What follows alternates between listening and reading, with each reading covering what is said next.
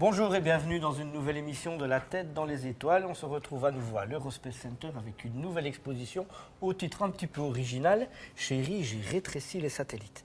Alors je suis en compagnie d'Amandine qui est l'initiatrice de cette exposition que nous allons visiter ensemble.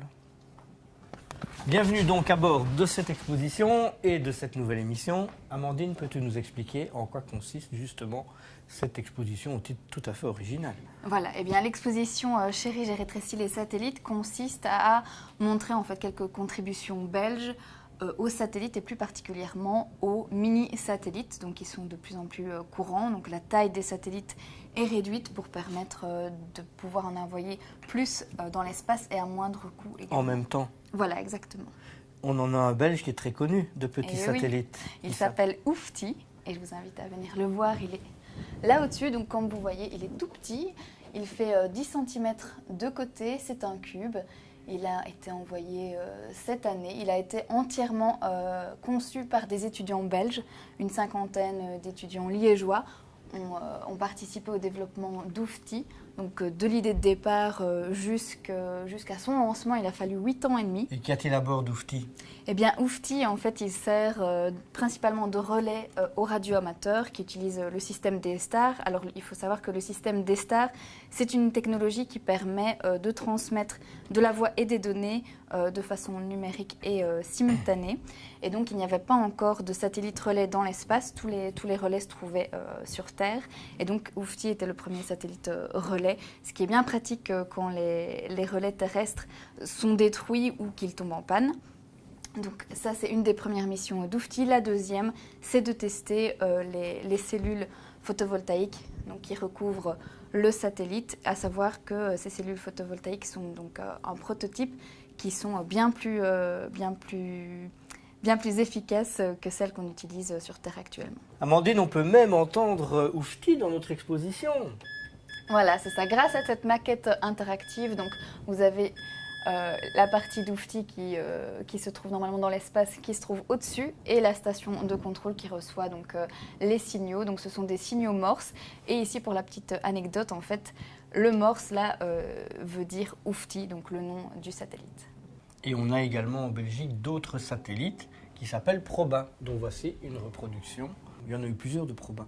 Le dernier en vol, c'est un V comme végétation. Voilà, donc ça c'est la principale mission de Proba V, c'est d'observer la Terre et de fournir tous les 2 jours une couverture globale du globe terrestre et principalement de la végétation, notamment pour voir l'influence des changements climatiques sur la végétation terrestre. Il est donc en orbite polaire, c'est-à-dire qu'il permet, en survolant les pôles plusieurs fois par jour, de couvrir la globalité de la Terre.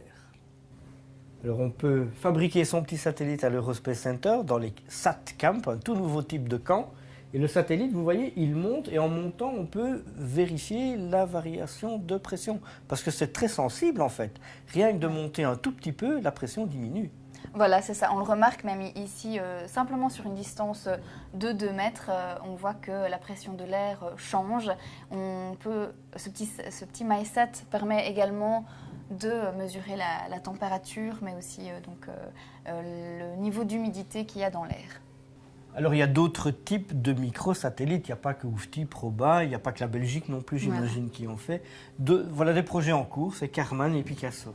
Voilà, donc Karman, lui, c'est un petit satellite aussi belge qui fait partie d'une constellation de plusieurs satellites. Donc ça, c'est vraiment un projet européen dans lequel s'inscrit Karman.